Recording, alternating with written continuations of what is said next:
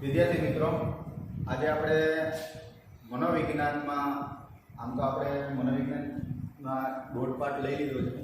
પહેલો પાઠ અને બીજો અડધો છે આપણે, પણ એ અધૂરો પાઠ છે કે આપણે પાછા દિવાળી પછી ફરીથી પ્રત્યક્ષ સ્વરૂપે મળશું ત્યારે જ લેશું.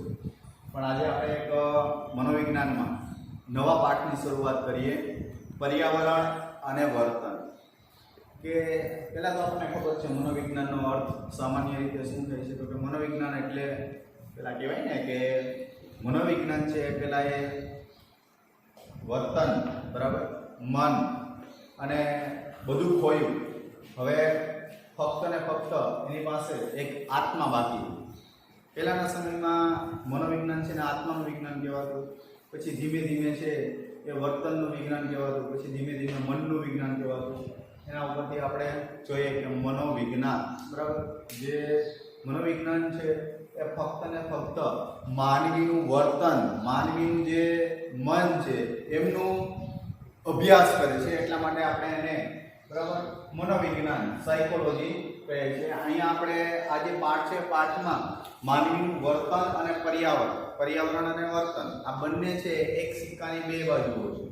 માણસ જેવું પર્યાવરણમાં રહેતો હશે એવું એનું વર્તન હશે, અને જેવું વર્તન કરશે એવું આસપાસનું પર્યાવરણ હશે. તો અહીંયા આપણે આ પાઠની વિસ્તૃત સમજ મેળવીએ કે પર્યાવરણ એ વ્યક્તિના લક્ષણો અને પર્યાવરણનું સંયુક્ત પરિણામ છે. વર્તન છે એ વ્યક્તિના લક્ષણો અને જે પર્યાવરણ, બરાબર, એનું સંયુક્ત પરિણામ છે. વર્તન છે કેમાંથી ઉદ્ભવે છે, તો કે એક તો વ્યક્તિના લક્ષણો અને આસપાસનું પર્યાવરણ, એ બંને થઈ અને વ્યક્તિનું વર્તન નક્કી થાય છે. આપણી આસપાસનું પર્યાવરણ આપણા વિચારો, લાગણીઓ અને વર્તન પર અસર કરે છે. આપણું આસપાસનું પર્યાવરણ છે એ કેના ઉપર નક્કી કરે છે, તો કે આપણા આસપાસનું જે પર્યાવરણ છે એના ઉપર એ વ્યક્તિના વર્તનની અસર થતી હોય છે. પર્યાવરણ માનવી પર અસર કરે છે અને માનવી પર્યાવરણને અસર પહોંચાડે છે. મેં તમને કીધું એમ, બરાબર, કે પર્યાવરણ અને વર્તન એક સિક્કાની બે બાજુ છે. માનવીનું વર્તન પર્યાવરણ ઉપર અસર કરે છે અને પર્યાવરણ છે માનવીના વર્તન ઉપર અસર કરે છે. વર્તમાન પર્યાવરણની પરિસ્થિતિઓને વર્તમાન અને ભવિષ્ય માટે અનેક સમસ્યાઓ સર્જી છે. ઘણી બધી સમસ્યાઓ છે હાલમાં આપણે જોવા મળે છે. એ તો કે પર્યાવરણ, બરાબર, પર્યાવરણ જે આજનું પર્યાવરણ છે, પર્યાવરણની ઘણી અસરો છે આપણે જોઈ શકીએ છીએ. દાખલા તરીકે આપણે લઈ શકીએ વિવિધ પ્રકારના જે પ્રદૂષણો છે એ પ્રદૂષણો તો કે માનવીએ પર્યાવરણ ઉપર કરેલી એક પ્રકારની અસર જ છે, બરાબર. વિવિધ પ્રકારના જે ઘોંઘાટો કરવામાં આવે છે એના કારણે તો કે ઘોંઘાટનું પ્રદૂષણ ફેલાય છે. વિવિધ પ્રકારના ઉદ્યોગો છે એ માનવ દ્વારા કરવામાં આવતા વિવિધ પ્રકારના ઉદ્યોગો છે, ઉદ્યોગોના કારણે તો કે હવાનું પ્રદૂષણ ફેલાય છે. એ જ રીતના વિવિધ પ્રકારના જે પ્રવાહી કચરાઓ છે, કચરાઓને પાણીમાં ફેંકી અને જળ પ્રદૂષણ કરવામાં આવે છે. તો આ વિવિધ પ્રકારના જે પ્રદૂષણો છે એ પણ, બરાબર, આ એક પર્યાવરણની સળગતી સમસ્યા છે, જે કોને, તો કે એ માનવી દ્વારા ઊભી કરવામાં આવી છે. તો ભૌતિક પર્યાવરણમાં જંગલો અને અન્ય ભૌગોલિક સંપત્તિ જેવા કે કુદરતી ઉપરાંત શહેરો, રહેઠાણો, બજારો, ઓફિસો અને રેલવે જેવા માનવ સર્જિત પર્યાવરણનો પણ સમાવેશ થાય છે. હવે પર્યાવરણ છે એમાં આપણે જોઈએ, બરાબર, તો એક ભૌગોલિક સંપત્તિ, આપણી જે સંપત્તિ છે એ સંપત્તિ, આ ઉપરાંત તો કે માનવીએ ઊભા કરેલા જે માનવ સર્જિત વસ્તુઓ છે, રહેઠાણો છે, બરાબર, શહેરો છે, બજારો છે, ઓફિસો છે, આ કોઈ કુદરતે ઊભું કરેલું નથી, પણ માણસે ઊભું કરેલું છે. તો એ માનવ સર્જિત જે વસ્તુઓ છે એ પણ પર્યાવરણમાં સમાવેશ થયો છે. ભૌતિક પર્યાવરણ આપણા વર્તન પર અનેક રીત વર્તન અસર કરે છે. તેમાં ખાસ કરીને ઋતુઓ, હવામાન અને ઉષ્ણતામાનની વિવિધ અસરો જોવા મળે છે. પર્યાવરણ છે આપણા વર્તન ઉપર ઘણી અસર કરે છે, આપણને ખબર છે. એમાં ખાસ કરીને આપણે ઋતુઓ જોઈએ તો પર્યાવરણની અસર આપણા વર્તન ઉપર જોઈએ તો આપણને ખબર છે. આપણે શિયાળાની ઋતુ હોય જે આવી રહી છે, શિયાળાની ઋતુ હોય તો એમાં આપણે સ્વેટર પહેરશું, બરાબર, વિવિધ પ્રકારના જે ઊનના પોશાકો છે એ પહેરીને આપણા શરીરને છે એ હવે ઠંડીથી રક્ષણ આપશે. તો એક પ્રકારનું શું છે, તો કે માનવીનું વર્તન છે. આવું માનવી વર્તન શા માટે કરે છે, તો કે પર્યાવરણને કારણે. એવું પર્યાવરણ છે આસપાસનું એટલા માટે, બરાબર. એ જ રીતના આપણે ઉનાળો છે, બરાબર, ચોમાસું છે, એમાં આપણું વર્તન છે અલગ અલગ પ્રકારનું જોવા મળતું હોય છે. હવામાન અને ઉષ્ણતામાન, બરાબર, એની અસરો પણ આપણા વર્તન ઉપર પડતી હોય છે. અત્યંત ગરમી, ઠંડી, મધ્યમ ઉષ્ણતામાન, ભેજ, ધુમ્મસ, વરસાદી વાતાવરણની પણ માનવીના વક્તૃત્વ અને કર્તૃત્વ પર, સામાજિક વર્તન પર અસર જોવા મળતી હોય છે. આપણા કર્તૃત્વ પર અસર જોવા મળે છે. આપણે વિવિધ પ્રકારની ઋતુમાં વિવિધ પ્રકારના વર્તન કરીએ છીએ, બરાબર. વિવિધ પ્રકારના વર્તન કરી અને આપણા શરીર, આપણી આસપાસની પરિસ્થિતિને બચાવવા માટે પ્રયત્ન કરતા હોઈએ છીએ. ઠંડા વાતાવરણ કરતાં ગરમ અને ભેજવાળા વાતાવરણમાં લોકોને ઉશ્કેરાટ અને આક્રમકતાનું પ્રમાણ વધુ જોવા મળે છે. એ જ રીતના આપણે વર્તનની વાત કરીએ તો ઠંડુ વાતાવરણ હોય એના કરતાં જ્યારે વાતાવરણ ગરમ થઈ ગયું, એકદમ તડકો હોય, બરાબર, એ તડકામાં માણસના વર્તનમાં ઘણો ફેરફાર થઈ જાય છે. એનું જે વર્તન છે એ કેવું હોય છે તો કે આક્રમક વર્તન હોય છે. તો ઊંચા તાપમાનમાં બેટ્સમેન વધુ દડા ફટકારે છે, જે બેટ્સમેનનું આક્રમક વર્તન છે.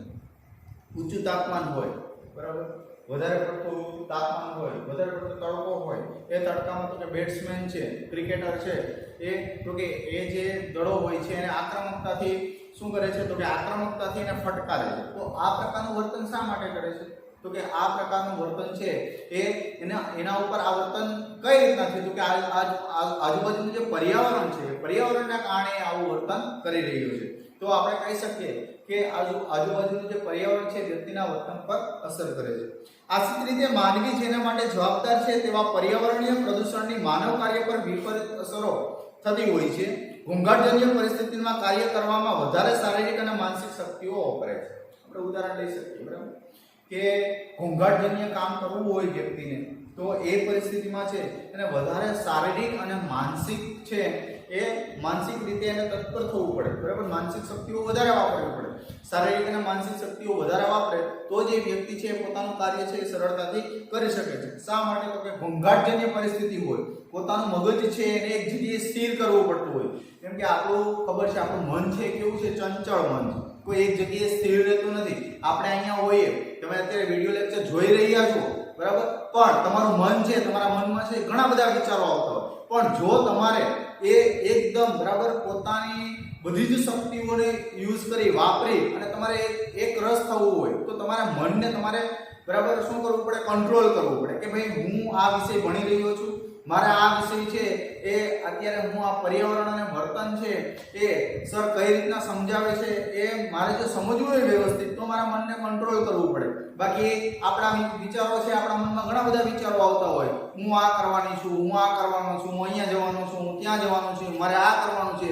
પણ આપણે કોઈ એક કાર્ય કરતા હોય ત્યારે આપણું મન સ્થિર હોતું નથી. પણ જો આપણે મનને સ્થિર કરવું હોય તો આપણી માનસિક જે શક્તિઓ છે એને વધારે આપણે જરૂર પડે છે. તો આ માનસિક શક્તિઓ વધારે વપરાય છે. આવી પરિસ્થિતિઓમાં થાકી જઈએ, ચીડિયા બની જઈએ છીએ, તેમજ આપણી પ્રતિક્રિયાઓને અસાધારણ બનતી હોય છે. આ બાબત નિર્દેશ કરે છે કે કુદરતી પર્યાવરણ આપણા માટે ખૂબ જ ઉપકારક છે, જેથી પર્યાવરણની ગુણવત્તા જાળવવા માટે પ્રયાસો કરવા જોઈએ. હવે ઘણી વખત એવું થાય છે, બરાબર, કે આવી પરિસ્થિતિમાં આપણે શું થઈએ છીએ તો કે આપણે જે છે, બરાબર, એ આવા ચીડિયા બની જતા હોઈએ છીએ, એકદમ થાકી જઈએ છીએ. તો આવી પરિસ્થિતિને કંટ્રોલ કરવા માટે આપણું જે પર્યાવરણ છે ખૂબ ઉપકારક છે. જો પર્યાવરણ શાંત હશે તો આપણે આ બધી વસ્તુઓ છે એ સરળતાથી કરી શકશું. પ્રસ્તુત પ્રકરણમાં એટલે કે આ પ્રકરણમાં આપણે માનવી પર્યાવરણના સંબંધો અને તેના ઘટકો, પર્યાવરણ અંગેના પ્રતિમાન, બરાબર, માનવ વર્તન પર પર્યાવરણની અસરો, માનવ વર્તનની પર્યાવરણ પર અસરો તેમજ પર્યાવરણને બચાવવાના વિચાર જે છે, બરાબર, એના ઉપાયો છે, ઉપાયો વિશે વિસ્તૃત ચર્ચા કરવાની છે. પણ આપણે એમાંથી એક પોઈન્ટ એટલે કે પર્યાવરણ અંગેના પ્રતિમાન એને આપણે જે આપણને ખબર છે કે જે ગુજરાત સરકાર છે, બરાબર, જે ગુજરાત માધ્યમિક ઉચ્ચતર માધ્યમિક બોર્ડ છે એના દ્વારા નક્કી કરવામાં આવ્યા પ્રમાણે જે 30% કોર્સ બાદ કરવામાં આવ્યો છે એમાં આજે આપણે પાઠ ભણી રહ્યા છે પર્યાવરણ અને વર્તન, એમાંથી એક પર્યાવરણ અંગેના જે પ્રતિમાનો છે એ બાદ કરવામાં આવ્યા છે 30% માંથી. એટલે એ ટોપિક આપણે ભણવાનો થતો નથી. આમ છતાં જો ટાઈમ હશે અને પાછળથી, બરાબર, તો આપણે ભણીશું. અત્યારે આપણે જોવાનું છે માનવીય પર્યાવરણ સંબંધો અને તેના ઘટકો, બરાબર. માનવીય પર્યાવરણ એનો સંબંધ શું છે અને તેના ઘટકો શું છે. એમાં છે માનવ પર્યાવરણના સંબંધો. એમાં પહેલું છે માનવ પર્યાવરણના સંબંધો.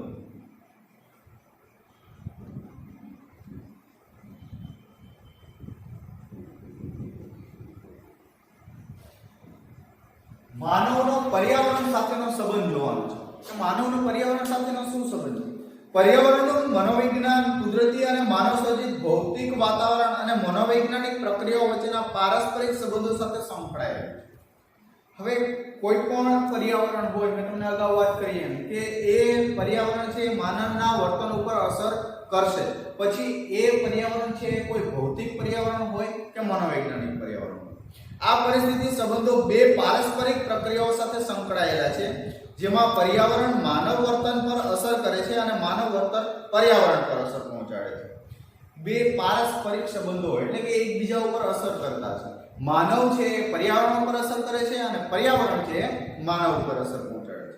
આપણે ભૌતિક વિશ્વની ચર્ચા કરતા હોઈએ ત્યારે તેમાં આપણી આસપાસની ભૌતિક વાસ્તવિકતાઓ તેમજ સાંસ્કૃતિક બાબતોનો પણ સમાવેશ થતો હોય છે. જ્યારે આપણે જે ભૌતિક વિશ્વની વાત કરતા હોય, ભૌતિક વિશ્વ એટલે વિશ્વની એવી વસ્તુઓ કે જેને આપણે જોઈ શકીએ છીએ, જે પર્યાવરણની વસ્તુઓ છે જેને આપણે જોઈ શકીએ છીએ, એવી બધી વસ્તુઓ.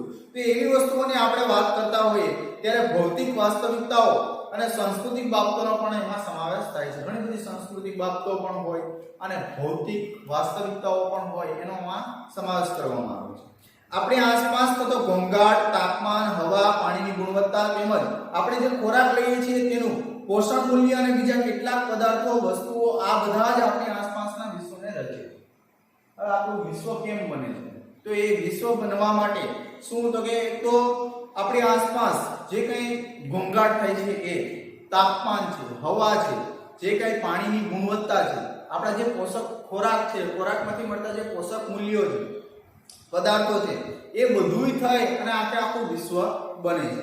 આપણી આસપાસના સામાજિક પર્યાવરણમાં માતા-પિતા તેમજ અન્ય વ્યક્તિઓ દ્વારા મેળવવામાં આવતા ઉદ્દીપક, સમવયસ્કોના મનોવલણ, વિવિધ પડકારો વગેરેનો સમાવેશ થાય છે. હવે આ ઉપરાંત તો કે આ આપણે વાત કરી કે ભૌતિક વિશ્વની. હવે આપણે સામાજિક વાત કરીએ તો સામાજિક સંબંધો સાથે કોણ હોય છે? તો કે આપણા ભાઈ બહેન, માતા પિતા, આ બધા, બરાબર. આ ઉપરાંત તો કે આપણું સમવયસ્ક જૂથ, બરાબર, એટલે કે આપણા જેવા મિત્રો. આ ઉપરાંત જોઈએ તો વિવિધ પડકારો, આપણી સામે જે સામાજિક વિવિધ પડકારો હોય છે, એ પણ એક પ્રકારનું પર્યાવરણ છે. તો અહીંયા એમનો સમાવેશ થાય છે. સાંસ્કૃતિક પર્યાવરણ, આપણે વાત કરી સામાજિક પર્યાવરણ. હવે આપણે સાંસ્કૃતિક પર્યાવરણની વાત કરીએ તો સાહિત્ય રચનાઓ, કલાકારીઓ, તાજમહેલ, અક્ષરધામ જેવી વિશિષ્ટ સ્થાપત્ય રચનાઓ જેવી માનવ સર્જિત મૃત અને અમૃત સામગ્રીનો સમાવેશ થાય. આપણે પહેલા વાત કરી ભૌતિક વસ્તુઓ, બરાબર, કે જે આપણે જોઈ શકીએ છીએ. પછી વાત કરી સામાજિક સંબંધોની, કે આપણા જેવડા મિત્રો છે, માતા પિતા છે, ભાઈ બહેન છે, એ બધા.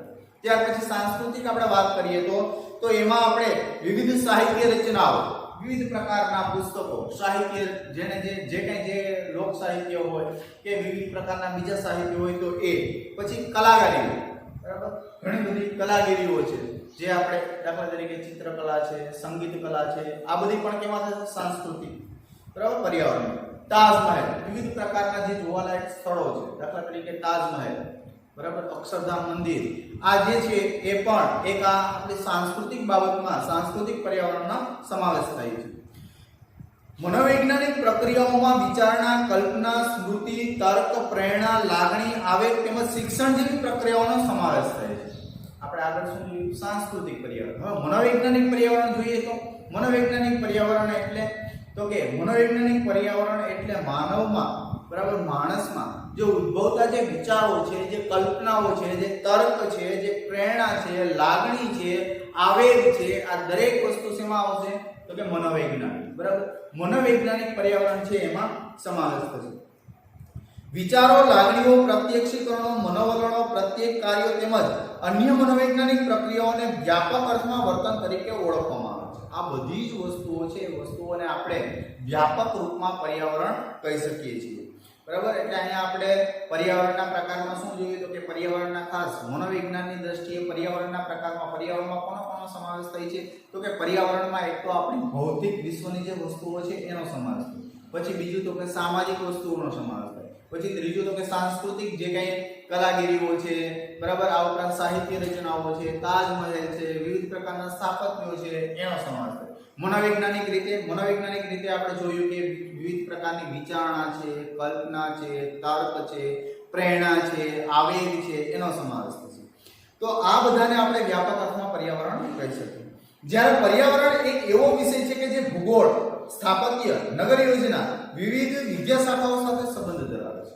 હવે આપણે ભૂગોળમાં એવું ભણ્યા હતા કે ભાઈ ભૂગોળ એક એવો વિષય છે જે મનોવિજ્ઞાન સાથે સંબંધ ધરાવે છે. બરાબર, આપણે પહેલા જ પાઠમાં ભણી ગયા, 11મા પણ ભણી ગયા હતા. બરાબર, એ જ રીતના સમાજશાસ્ત્રમાં પણ આપણે એવું ભણ્યા કે સમાજશાસ્ત્ર એવો વિષય છે, એની વિદ્યા શાખાઓમાં આપણે જોયું હતું કે સમાજશાસ્ત્ર છે એ પર્યાવરણ સાથે અને ભૂગોળ સાથે સંબંધ ધરાવે છે.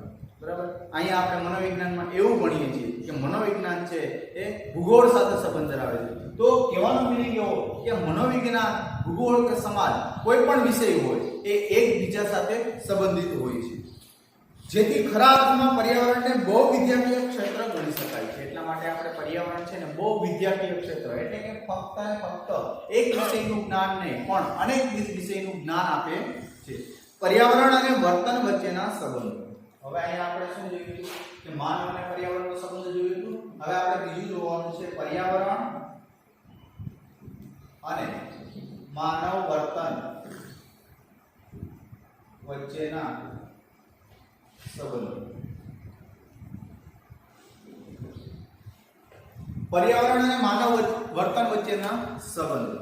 હવે પર્યાવરણ અને વર્તનના સંબંધો છે એના માટે આપણને જે પેજ નંબર 106 છે એમાં આકૃતિ 8.1 આપેલી છે, માનવ પર્યાવરણના સંબંધના વિવિધ પાસાઓ. હવે એમાં પહેલું પાસું છે ભૌતિક પર્યાવરણ. હવે ભૌતિક પર્યાવરણ એટલે આપણને ખબર છે વિવિધ પ્રકારની જે પર્યાવરણમાં દેખાતી બધી વસ્તુઓ છે એ.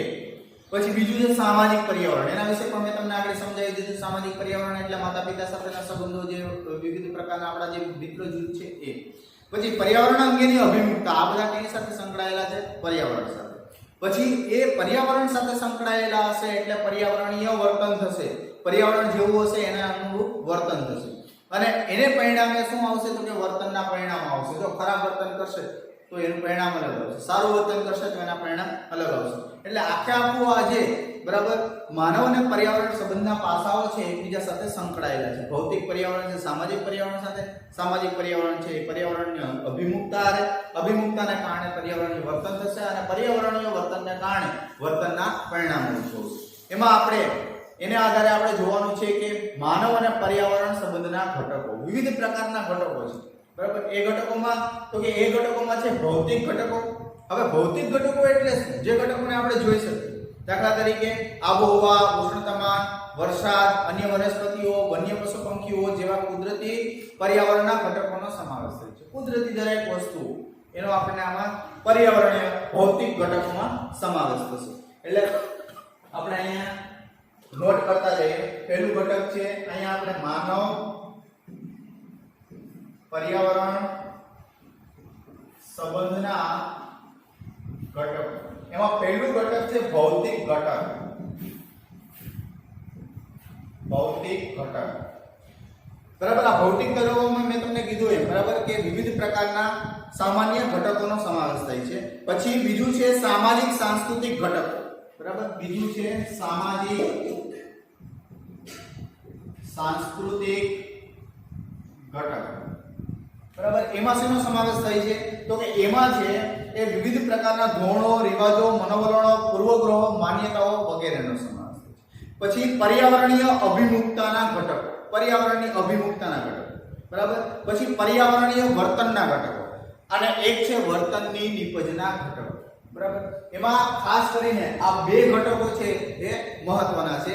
હવે એના પછી આપણે આગળ આના વિસ્તૃત ચર્ચા કરશું.